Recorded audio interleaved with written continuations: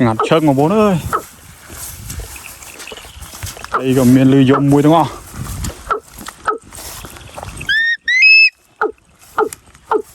Đã sẽ lên phần năng là mình đây dôm điều bố ơi mới chọc. Biên mà dương gì bị êm á plong. Sùm năng mơ đại cần tôi phê bố. Chào bà plong em pê hua em hua.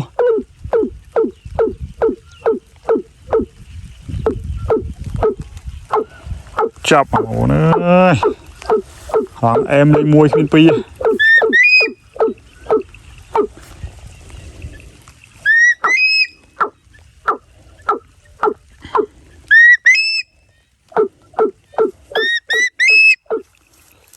Con mà con